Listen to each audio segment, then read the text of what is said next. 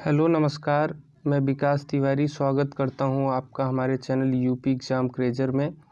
दोस्तों, हमने उत्तर प्रदेश लेखपाल ग्रामीण परिवेश से जुड़ी हुई एक प्रश्नों की श्रृंखला को स्टार्ट किया है, जिसका यह 5वां वीडियो है। साथ ही हमने एक थियरी की भी श्रृंखला स्टार्ट की है, जिसका 15 वीडियो प्लेलिस्ट में अरेंज कर दिए गए हैं, चैनल पर ही हैं, उसको जाके देख लीजिए। क्योंकि ये जो वीडियो प्रश्नों की श्रृंखला के जितने भी प्रश्न बनेंगे उसी वीडियोज़ पर आधारित होते हैं, ठीक है। और दोस्तों, उत्तर प्रदेश करंट अफेयर की लिंक अगर आपको डाउनलोड करना है तो वो ई बुक की लिंक तो डिस्क्रिप्शन में आपका कमेंट एक पिन किया है, वहाँ से आप डाउनलोड कर सकते हैं। धन्यवाद दोस्तों। शुरू करते हैं अपने इस वीडियो के कंटेंट को।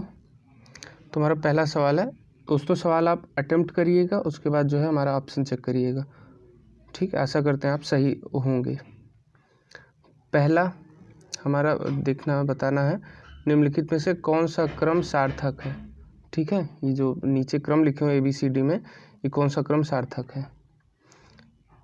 पहला व्यक्ति, फिर परिवार, फिर मोहल्ला, तहसील, ब्लॉक, जिला। मतलब समझ रहे हो, मतलब कौन सा है जो कि एक सार्थक क्रम में लिखा हुआ है। तो आप बताइए। देखिए, पहले में ही हम चलते हैं। व्यक्ति से परिवार बनता है, हाँ बनता है। परिवार से मोहल्ला बन जाएगा, हाँ बन जाएगा। मोहल्ला से तहसील बनेगी, हाँ कह सकते हैं। लेकिन तहसील से ब्लॉक नहीं बनता भैया, यहाँ पे ये गलत हो गया। ये होता तहसील से ब्लॉक, ब्लॉक से तहसील बनने वाली बात होती तब हो जाता, तो ये हमारा गलत हो गया, ठीक है। आगे देखते हैं बी वाला ऑप्शन पे, परिवार से व्यक्ति बनता है, नहीं ये तो ऐसे ही गलत हो गया। चलिए सी वाले पे आते हैं। व्यक्ति से परिवार बना, हाँ बना। परिवार से मोहल्ला बना, बना। गांव बना, मोहल्ला से, हाँ बन गया। गांव से ब्लॉक बना, बन गया, कोई दिक्कत नहीं। तहसील बना, बन गया। जिला बना, सही। माने यहाँ तक का अब तक हमको सही मिला। अगला चेक कर लेंगे। वैसे एग्ज़ाम में अब जवाब देख रहे होंगे तो यही पे देख के आगे बढ़ जाइए, क्योंकि चौथा ऑप्शन पक्का गलत ही होगा। अगर आपको सही मिल गया है तो चौथा गलत ही होगा। देख लेते हैं इसको फिर भी। परिवार से व्यक्ति बनेगा, नहीं। व्यक्ति से परिवार भले ही बन सकता है, तो ये हमारा ऐसे ही गलत हो गया। तो यहाँ पे हमारा सही कौन सा होगा, सी ऑप्शन, ठीक है। तो इसका एक्सप्लेनेशन देख लेते हैं। तो सी हमारा सही हो गया है। सार्थक क्रम निम्नवत है, ठीक है। देखिए, सबसे पहले व्यक्ति होता है, फिर परिवार होता है, फिर मोहल्ला होता है, मोहल्ले को ही टोला बोलते हैं, ठीक है। गांव को समाज बोलते हैं, उसके बाद मतलब गांव होता है, फिर समाज उसी को बोलते हैं। फिर उसके बाद गांव से मिलके पोस्ट बनता है, पोस्ट को ही परगना बोलते हैं। पोस्ट से मिलके ब्लॉक बनता है, ब्लॉक से मिलके तहसील बनती है, तहसील से मिलके जिला बनेगा, जिला से मिलके मंडल बनेगा, मंडल से राज्य बन जाता है, ठीक है। अब ये देख लेते हैं जो जिनके साथ हम डाटा भी जोड़े हुए हैं। देखिए, यूपी में गाँवों की संख्या अगर बात करें तो 6,40,000 से ज़्यादा है, ठीक है। एक्चुअली में अगर बात करें तो 6,40,963 गाँव हैं। 6,40,963 गाँव हैं, ठीक है। ये ऐसे याद किए रहिए, 6,40,000 प्लस गाँव हैं, ठीक है। ब्लॉकों की संख्या कितनी है। ब्लॉक जो कि पोस्ट से मिलके बने, माने एक ब्लॉक में लगभग 10 से 12 पोस्ट आते हैं, ठीक है। ये 822 इनकी जनसंख्या है, ठीक है, 822। और उसके बाद तहसील 350 हैं। जिला 75 हैं, बताने की ज़रूरत ही नहीं है। मंडल 18 हैं। राज्य अकेला यूपी है ये। अच्छा, इस मंडल से मैं क्वेश्चन पूछ रहे हैं, बताइए यूपी का नवीनतम मंडल कौन सा है, ठीक है। यूपी का नवीनतम मंडल कौन सा है, बताइए। इसको हम इस प्रश्नों की श्रृंखला के ही जो स्पष्टीकरण वाला पार्ट होता है उसी में डिस्कस किए थे, ठीक है। दूसरा क्वेश्चन पे आते हैं। न्यायिक शक्ति रखने वाला सबसे छोटा राजस्व प्रशासनिक अधिकारी कौन होता है, बताइए आप। BDO होता है कि लेखपाल होता है कि नायब तहसीलदार की सत्र न्यायाधीश। हाँ दोस्तों, तो आपने बिल्कुल सही सोचा है, नायब तहसीलदार। क्यों, ग्राम विकास अधिकारी जो होता है ये मतलब किसी चीज़ का प्रशासनिक अधिकारी को जो न्यायिक शक्ति रखने वाला, ऐसा नहीं होता है। मतलब न्यायिक शक्ति का मतलब समझ रहे हैं, जैसे दो गुट में, दो पक्ष में अगर किसी चीज़ का समझ लीजिए ज़मीन का लेके विवाद है, तो वो BDO के पास नहीं जा सकते हैं। अगर गए हैं, मान लो गलती से भूल चूक से BDO के पास चले गए, तो BDO किसके पास भेज देगा, नायब तहसीलदार के पास। लेखपाल भी नहीं है, लेखपाल, भले ही हमारा ये टॉपिक पूरा लेखपाल से रिलेटेड है, हम उसी की तैयारी कर रहे हैं, इसको सोच के ये लेखपाल मत लगा दीजिएगा, ये लेखपाल नहीं होगा। लेखपाल तो भूमि का कर्ता धर्ता होता है, वो कहाँ न्यायिक शक्ति रखने वाला हो जाएगा। नायब तहसीलदार होता है, ये जान लीजिए। अब यहाँ पे कन्फ्यूजन होने का ये भी था, सत्र न्यायाधीश। सत्र न्यायाधीश क्या होता है भैया? जो जिला सत्र न्यायालय होता है उसी का जो चीफ जस्टिस होगा उसी को बोलते हैं सत्र न्यायाधीश, ठीक है। तो ये कोई भी काम आपको, मतलब अगर आपका किसी का वसीयत का मामला है तो वो आप जा सकते हैं, ठीक है। तो ये समझ लीजिए कि नायब तहसीलदार अगर किसी मामले को नहीं सुलझा सके तो यहाँ पे जाएंगे।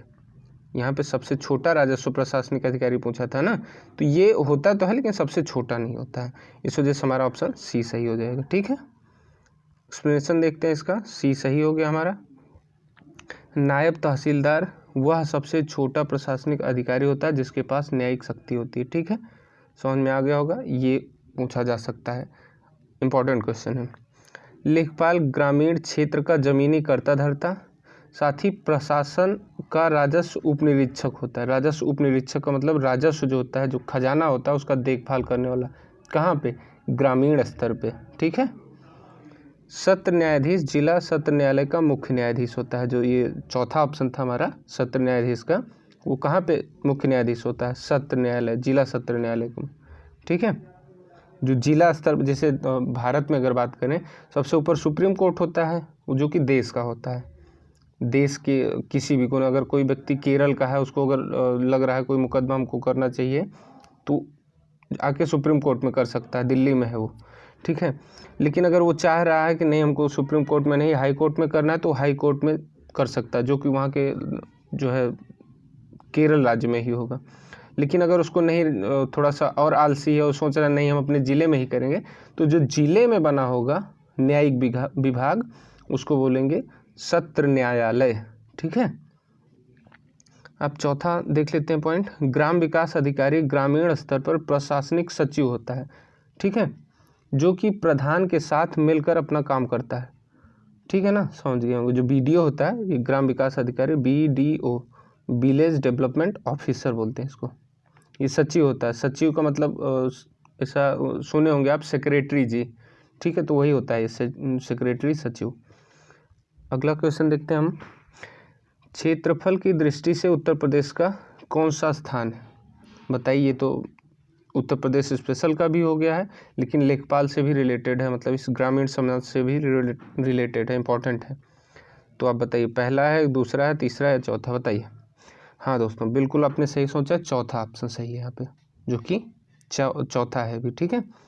उसका एक्सप्लेनेशन देखेंगे। क्षेत्रफल की दृष्टि से राज्यों का घटता हुआ क्रम, देखिए घटता हुआ क्रम है।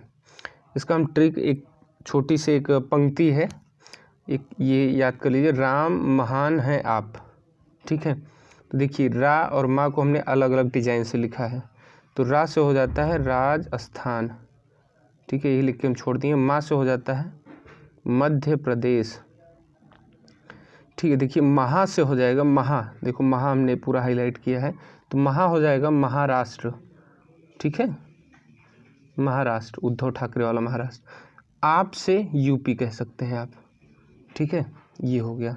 राम महान है आप, कभी कन्फ्यूजन नहीं होगा, ऐसा याद कर लेंगे तो 4 याद हो गया। जनरली पूछता भी अगर है तो 4 ही बना के पूछता है, ठीक है। आशा करते हैं समझ में आया होगा, ठीक है। चौथा क्वेश्चन हमारा है, एक व्यक्ति को पंचायत का सदस्य बनने के लिए न्यूनतम कितनी आयु का होना चाहिए? देखिए ये सवाल अभी आगे हम लोग जो थियरी का वीडियो चल रहा है उसमें पढ़ेंगे, जब पंचायती राज व्यवस्था पढ़ेंगे उसमें पढ़ेंगे, लेकिन सवाल बनाते समय हम इसको भी डाल दिए इसमें, क्योंकि इसके रिलेटेड में हम बहुत सारा फैक्ट बता देंगे, तो ये यहाँ पे कोई नुकसान नहीं करेगा, ठीक है। देखिए ऑप्शन ए सही है, 21, बी 25, सी 18, डी 30 या ई 35। यहाँ पे ई भी ऑप्शन डाल दिए क्योंकि हमको बताना था इसमें, तो बताइए आप। हाँ दोस्तों, यहाँ पे आपने बिल्कुल सही सोचा है, 21, ऑप्शन ए सही है, ठीक है। बाकी के सारे ऑप्शंस को हम डिस्कस करेंगे अगले पेज में, देखते हैं। ऑप्शन ए यहाँ पे हमारा बिल्कुल सही हो गया है, जो कि 21 वर्ष था। ध्यान रहे, अब देखिए यहाँ पे point to be noted my Lord, ध्यान रहे ग्राम सभा का सदस्य बनने के लिए न्यूनतम उम्र 18 वर्ष है, न्यूनतम उम्र 18 वर्ष। किसके लिए? ग्राम सभा का है। ग्राम सभा मतलब समझ रहे हैं, जैसे गांव का एक जो हर कोई चुनाव होता है, जैसे मान लो प्रधानी का चुनाव होता है, उसी के 2-3 महीने एक रजिस्टर अपडेट करने के लिए आते हैं। उस रजिस्टर में अपडेट क्या करते हैं, जैसे कोई व्यक्ति है, कोई बच्चा है, समझ लो उसी साल 18 साल पूरा किया है, तो उस रजिस्टर में उसका नाम ऐड हुआ है कि नहीं। अगर हो गया है तो कोई बात नहीं, नहीं हुआ तो ऐड कराने आते हैं। तो ये अगर ऐड हो गया है तो समझ लीजिए वो ग्राम सभा का सदस्य बन गया है, समझे ना। तो ये कब वो बन सकता है? जब वो 18 साल की उम्र कम से कम पूरा कर चुका हो, समझे ना। अब यहीं पर अगर देखें, ग्राम पंचायत का सदस्य बनने के लिए मतलब कोई ना कोई प्रशासनिक क्या बोलते हैं उसको, चुनावी पद प्राप्त करने के लिए, उसको बोलेंगे ग्राम पंचायत का सदस्य बनने के लिए, ठीक है। उसकी उम्र 21 वर्ष है। अब इसका अगर वो बताएं ना, जो बीडीसी का चुनाव होता है, प्रधान का चुनाव होता है, ये सब एक राजनीतिक पद या चुनावी पद कह रहे हैं हम लोग। तो इसका पद को प्राप्त करने के लिए कम से कम कितना साल होना चाहिए? 21 साल। और सिंपली ग्राम सभा का सदस्य बनने के लिए, ग्राम सभा मतलब समझ गए होंगे, वोटर लिस्ट में नाम आने के लिए 18 साल होना चाहिए, समझे ना। अब दूसरा पॉइंट है इसका, 18 वर्ष क्या होता है? वोटिंग का अधिकार होता है। 25 वर्ष पे क्या होता है? लोकसभा, साथ ही साथ विधानसभा, इन दोनों का सदस्य बनने योग्य अगर तभी होंगे आप जब 25 वर्ष के हो जाएंगे, ठीक है। 30 वर्ष का क्या होता है? राज्यसभा होता है, साथ ही साथ विधान परिषद होता है। विधान परिषद, इसकी देखिए, विधान परिषद हर राज्य में नहीं है, ठीक है। एक ट्रिक आपने, बड़ा फेमस ट्रिक है, आपने सुना होगा, तू भी मजा कर, ठीक है। तो वहाँ से हो जाता है, जहाँ से 6 राज्य हैं, वर्तमान में 6 राज्य ऐसे हैं जहाँ पे विधान परिषद भी काम कर रही है, ठीक ना। फिर अगला है 5वां पॉइंट, 35 वर्ष किसका होता है? तो राष्ट्रपति का भी होगा, साथ ही साथ उपराष्ट्रपति का भी होगा, और एक और भी होंगे जो राज्यपाल होते हैं, उनका भी 35 वर्ष होता है, ठीक है। राज्यपाल जो उत्तर प्रदेश की राज्यपाल है, कौन है? आनंदीबेन पटेल जी, ठीक है। तो इनका मिनिमम उम्र 35 साल होगा, ठीक ना। आशा करते हैं आपको समझ में आया होगा। 5वां क्वेश्चन पे चलते हैं। राजस्व परिषद का प्रशासनिक मुख्यालय कहाँ पे है? अब देखिए, ये पढ़ाते समय हमने नहीं पढ़ाया था, लेकिन अब ये से क्वेश्चन में ही कवर किया जाएगा। दोस्तों जुड़े रहिएगा आप, सारा का सारा हम 19 जून के पहले, इनफैक्ट हम बताएं तो फिर 10 जून के पहले ही पढ़ा देंगे, हम लोग पढ़ चुके होंगे। और 10 जून के पहले अगर पढ़ चुके होंगे और PDF आपके पास होगा तो एक बार रिवीजन कर दीजिएगा। हम कह रहे हैं कि 5 घंटे में कर सकते हैं, माने आगे का 10 दिन आपके पास है, उस 10 दिन में 5 घंटे निकाल लीजिएगा, PDF पढ़ लीजिएगा, पूरा का पूरा आपका क्लियर हो जाएगा, एकदम क्लियर, क्रिस्टल क्लियर हो जाएगा, ठीक है। तो प्रशासनिक मुख्यालय कहाँ पे है राजस्व विभाग का? इलाहाबाद में है कि लखनऊ में कि कानपुर में कि गोरखपुर में, बताइए। हाँ दोस्तों, ये लखनऊ में ही, आपने सोचा भी होगा, यही तुक्का भी अगर लगाते तो यही पे होता, क्योंकि लखनऊ राजधानी यही होना चाहिए, तो सही है, आपने सही सोचा है। अब बात कर लें इलाहाबाद में क्या है, तो इलाहाबाद में उत्तर प्रदेश की न्यायिक राजधानी है। न्यायिक माने उत्तर प्रदेश का हाई कोर्ट कहाँ मिलता है? इलाहाबाद में। इलाहाबाद में मेन है, जो लखनऊ में है वो खंडपीठ है। मतलब जैसे अगर हम बताएं तो इलाहाबाद यूनिवर्सिटी समझ रहे हैं ना, इलाहाबाद यूनिवर्सिटी तो मेन हो गई, लेकिन इसी से बहुत सारे जुड़े हुए कॉलेज होते हैं, तो समझ लीजिए मेन है वो इलाहाबाद में है। जो इसका जुड़ा हुआ है खंड न्यायालय, खंडपीठ न्यायालय, वो उसका निर्माण लखनऊ में हुआ है, समझ गए होंगे ना। मेन इलाहाबाद में, खंडपीठ लखनऊ में। कानपुर में बात करें तो कानपुर में दाल और चीनी अनुसंधान केंद्र है वहाँ पे, ठीक है। दाल और चीनी का चमड़ा अनुसंधान केंद्र भी यूपी के स्तर पे देखा जाएगा तो कानपुर में है, और बाकी अगर ओवरऑल भारत के स्तर पे देखा जाएगा तो चेन्नई में है, ठीक है। गोरखपुर में क्या है? गोरखपुर में सबसे पहले तो ये देख लीजिए, गोरखपुर राप्ती नदी के किनारे बसा हुआ है। गोरखपुर दूसरे लिए इसलिए फेमस है क्योंकि वहीं से हमारे जो मुख्यमंत्री जी हैं वहीं से विधानसभा सीट से आते हैं। तीसरा, गोरखपुर एक ऐसा ज़िला है जो सबसे ज़्यादा वर्षा प्राप्त करता है। चौथा, ये कह लें गोरखपुर नेपाल से नहीं बॉर्डर बनाता है, ठीक है। नहीं बॉर्डर में बहुत लोग कन्फ्यूज रहते हैं, अगर ऑप्शन में रहे और एक ऑप्शन गोरखपुर भी रहे तो ये लोग कन्फ्यूज हो जाते हैं कि ये भी नेपाल से सीमा बनाता होगा, ये नहीं बनाता भैया, ठीक है ना। चलिए आगे देखते हैं, इसमें कोई एक्सप्लेनेशन नहीं था, यही हो गया। फिर छठवां सवाल हमारा है उत्तर प्रदेश भू राजस्व अधिनियम 1901। देखिए यहाँ पर 1901 हमने लिख दिया है, एक पहले वाले वीडियो में थोड़ा कन्फ्यूजन होकर 2001 लिख दिया था, ठीक है, उसका हमने एक में एक्सप्लेनेशन दे दिया है। तो उत्तर प्रदेश भू राजस्व अधिनियम 1901 के किस धारा में खतौनी की चर्चा की गई है, बताइए। ये भी सवाल हमने उस समय नहीं पढ़ा था, लेकिन हमको लगा कि ये बता देना चाहिए। तो ये धारा कौन सी है बताइए। यहाँ पे धारा 33 है, ठीक है। आगे देख लेते हैं इसका एक्सप्लेनेशन, खतौनी के बारे में कुछ चीज़ें देख लेते हैं। अब देखिए, मुख्यतः देखा जाए तो खतौनी शब्द का जो है भू राजस्व अधिनियम 1901 में कोई जिक्र ही नहीं, माने वर्णन ही नहीं किया गया किस चीज़ का, खतौनी शब्द का। किंतु अधिनियम में वार्षिक रजिस्टर नाम का जो कागज धारा 33 में वर्णित है उसी को खतौनी कहा जा सकता है, उसी खतौनी नाम से जाना जा सकता है। समझे? आशा करते हैं समझ गए, अगर नहीं समझे तो समझाते हैं।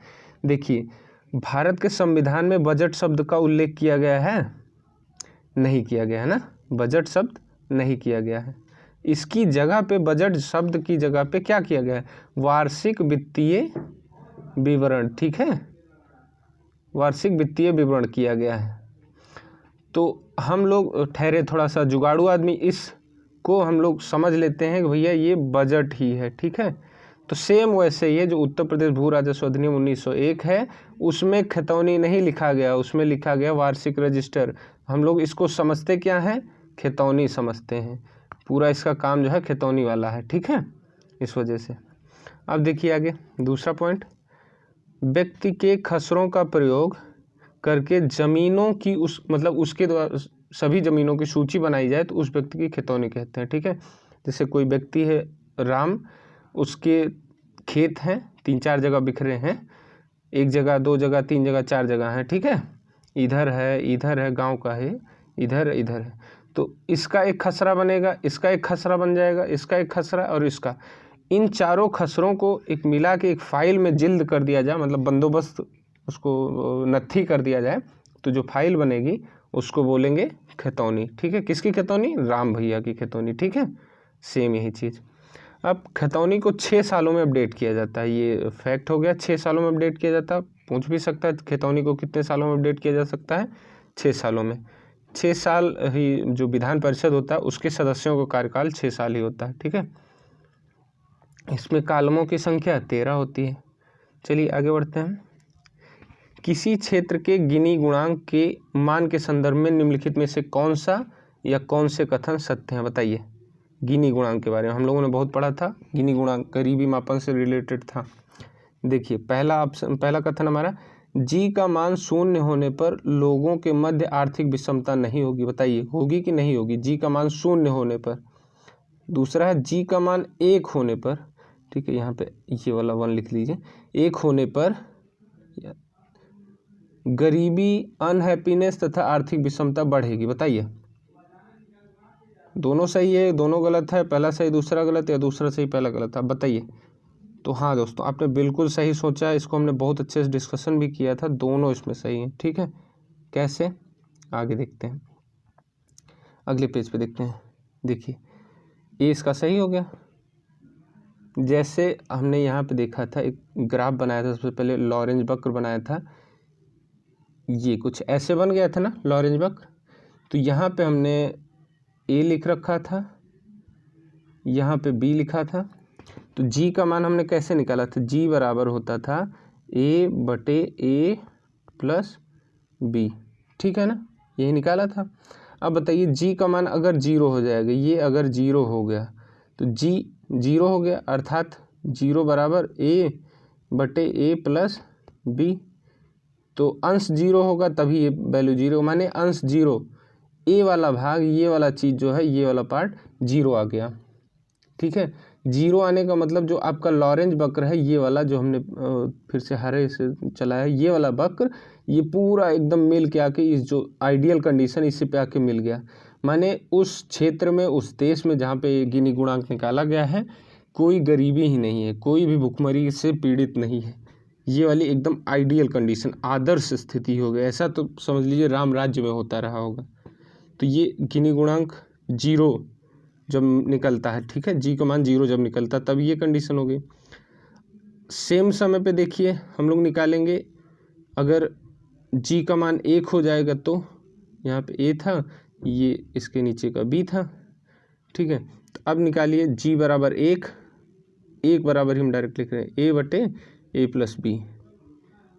अब देखिए यहाँ से ऐसे इधर करेंगे तो ए प्लस बी बराबर, मैंने इसको इधर भेजे हैं, इस वाले पूरे हर को, बराबर ए से ए कट गया, बी बराबर 0 आ गया। बी बराबर 0 का मतलब समझ रहे हो, ये जो रेखा है ये वाली, ये एकदम मैक्सिमम नीचे ही भागते जा रही है, ठीक है, एकदम इस वाले रेखा, आधार रेखा से टच कर गई है।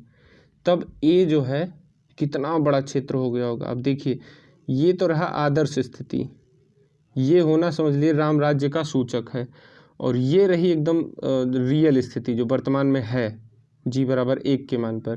तो इनके बीच में जितना दूरी बढ़ेगी उतनी ही ज़्यादा अनहैप्पीनेस, गरीबी, भूखमरी, ये सब बढ़ेगी, ठीक है, आर्थिक विषमता बढ़ती जाएगी। तो ये था, दोनों वहाँ पे कथन जो थे वो दोनों सही थे। तब आगे बढ़ते हैं, आशा करते हैं पूरी तरीके से क्लियर हो गया होगा।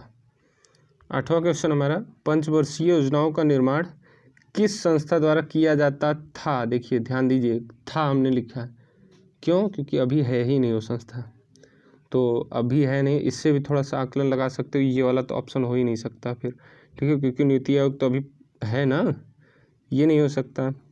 विधि आयोग भी अभी है, लोकसेवा आयोग भी अभी है, तो ये योजना आयोग ही, मतलब इसके इस शब्द से, था वाले शब्द से ही निकाल सकते थे, हालांकि इसके बारे में जानकारी हमको होनी चाहिए। तो योजना आयोग उसका उत्तर हो गया है, ठीक है। इस योजना आयोग के बारे में थोड़ा सा जानकारी रख लेते हैं। देखिए ऑप्शन बी सही हो गया हमारा, योजना आयोग। योजना आयोग के बारे में, भारत सरकार की यह एक प्रमुख संस्था है जिसका प्रमुख कार्य पंचवर्षीय योजना बनाना था। क्या था इसका कार्य, पंचवर्षीय योजना का निर्माण करना, ठीक है। इसका गठन 15 मार्च 1950 को प्रधानमंत्री जवाहरलाल नेहरू की अध्यक्षता में हुआ था, ठीक है। कौन थे उस समय जो अध्यक्ष थे, पंडित जवाहरलाल नेहरू थे, ठीक है। गठन 15 मार्च 1950 को, योजना आयोग, ठीक है ना। फिर इसके बाद तीसरा पॉइंट हमारा, इसका विघटन मतलब इसको समाप्त कब किया गया, 13 अगस्त सन 2014 को, ठीक है, 13 अगस्त को।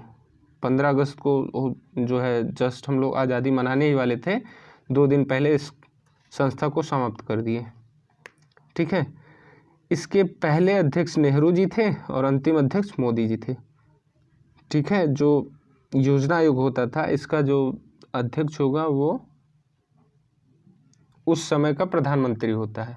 तो उस समय प्रधानमंत्री जब हटा था तो प्रधानमंत्री जी मोदी जी थे, और जब बना था तो नेहरू जी थे, ठीक है, कोई कन्फ्यूजन नहीं है इसमें। वर्तमान समय में योजना आयोग की जगह पर नीति आयोग काम कर रहा है, ठीक ना। जो अब योजनाएं बना रहा है वो कौन बना रहा है, नीति आयोग बना रहा है, ठीक ना। अगला क्वेश्चन देखते हैं, निम्नलिखित में से कौन सा कार्य कृषि एवं सहायक क्रिया के अंतर्गत नहीं आता है। ध्यान दीजिएगा दोस्त, नहीं आता हमने कहा। पहला हमारा पशु पालन एवं डेयरी उद्योग, कुक्कुट पालन, हस्तकौशल और वानिकी। बताइए कौन सा है। तो हाँ दोस्तों, आपने बिल्कुल सही सोचा, हस्तकौशल जो है वो कृषि और सहायक क्रियाओं के अंतर्गत नहीं आता है, नहीं आता है, नहीं आता है, ठीक है। इसके बारे में थोड़ा सा देख लेते हैं। देखिए ऑप्शन सी हमारा सही हो गया। कृषि एवं सहायक क्रियाएं, कृषि एवं सहायक क्रियाएं क्या क्या होती हैं, कृषि होता है, पशुपालन एवं डेयरी उद्योग होता है, वानिकी होता है, मत्स्य पालन होता है, कुक्कुट पालन होता है, खनन एवं उत्खनन होता है। ये जितना भी चीज़ें हैं ये सब कृषि एवं सहायक क्रियाएं हो जाती हैं, माने कृषि और उनकर पट्टीदार, ठीक है। अगला देखते हैं, ग्रामीण उद्योग क्या क्या हो जाता है। ग्रामीण उद्योग होगा हमारा खादी व हथकरघा, माने छोटे स्तर पर जो उद्योग होंगे, ठीक है। अगर कोई अपने घर में बीड़ी बनाने का भी उद्योग लगा दिए, वो भी ग्रामीण उद्योग में आएगा, ठीक है। हस्तकौशल, बर्तन बनाना, बढ़ईगिरी, चमड़ा उद्योग, औजार एवं उपकरण बनाना, ये सब ग्रामीण उद्योग में आएंगे। आशा करते हैं पूरी तरीके से क्लियर हो गया होगा। 10वां क्वेश्चन आता है हमारा, निम्नलिखित में से निम्नलिखित कथन किसके द्वारा कहा गया है। बताइए किसके द्वारा कहा गया है। भारत की आत्मा गाँव में बसती है, किसने कहा था? महात्मा गांधी ने, नेहरू ने, लाल बहादुर शास्त्री ने, डॉक्टर राजेंद्र प्रसाद जी ने, किसने कहा था? तो हाँ दोस्तों, ये कथन महात्मा गांधी जी द्वारा कहा गया, राष्ट्रपिता महात्मा गांधी जी द्वारा कहा गया। ठीक है, इसके बारे में थोड़ा सा जान लेते हैं। ग्रामीण विकास की अवधारणा का सूत्रपात जो है गांधी जी के कथन, कौन सा कथन? भारत की आत्मा गाँव में बसती से माना जाता है। माने कौन सा कथन जो गांधी जी कह के आगे बढ़ गए हैं, समझ लीजिए, वो कथन था भारत की आत्मा गाँव में बसती है। तो ये कथन इतना बड़ा प्रभाव डाला भारत की ग्रामीण विकास की अवधारणा पे कि इसका जो है विकास करना सूत्रपात किया गया ग्रामीण विकास की माफ करिए अवधारणा का। दूसरा पॉइंट हमारा, गांधी जी के विचारों को केंद्र में रखते हुए आज़ादी के तुरंत बाद ही प्रथम पंचवर्षीय योजना जो कि कृषि पर आधारित थी को लॉन्च किया गया था। ठीक है ना। अगला पॉइंट हमारा, लाल बहादुर शास्त्री जी ने जय जवान जय किसान का नारा दिया था। आप बताइएगा दोस्तों, जय जवान जय किसान जय विज्ञान का नारा किस प्रधानमंत्री ने दिया था? ठीक है, बताइएगा, बहुत फेमस प्रधानमंत्री हैं वो। दोस्तों, हमने लास्ट में एक रिकैप करते समय एक भारतीय संविधान को हम पढ़ेंगे। तो आज भारतीय संविधान के बारे में थोड़ा सा मोटा मोटा जो जानकारी होना चाहिए आपको वो बताएंगे। आगे से अब कल की डेट में भाग, संविधान के जितने भाग हैं 22 भाग हैं उसको लिखेंगे, फिर आगे से बढ़ते चले जाएंगे। ठीक है, भारतीय संविधान के बारे में जानकारियाँ। तो ये पहला हमारा है, पहला पॉइंट है, भारतीय मतलब संविधान का निर्माण जो है 2 वर्ष 11 माह 18 दिनों में संपूर्ण हुआ। ठीक है, 11 माह, इस वाले को थोड़ा सा ध्यान दे लीजिए।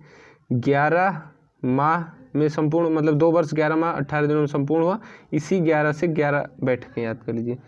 माने इस अंतराल में संविधान सभा द्वारा मात्र 11 बैठकें आयोजित की। ऐसा नहीं कि 2 वर्ष 11 महीना 18 दिन तक कोई अपने घर ही नहीं गया था, सब लोग जाते थे, बैठकें बुलाते थे। बैठकें कितनी बार आयोजित की गई हैं? 11 बार। ठीक है।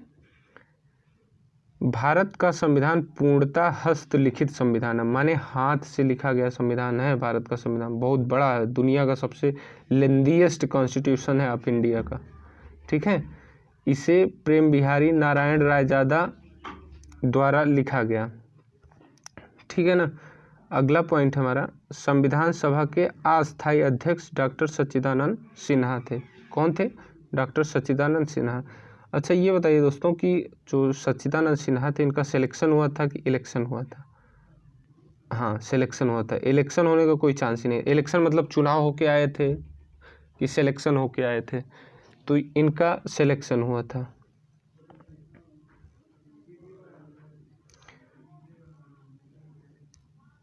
भारत का संविधान आंशिक रूप से 26 नवंबर 1949 को लागू हुआ था। ठीक है, 26 नवंबर 1949 को आंशिक रूप से, माने कुछ ही पार्ट लागू कर दिए गए।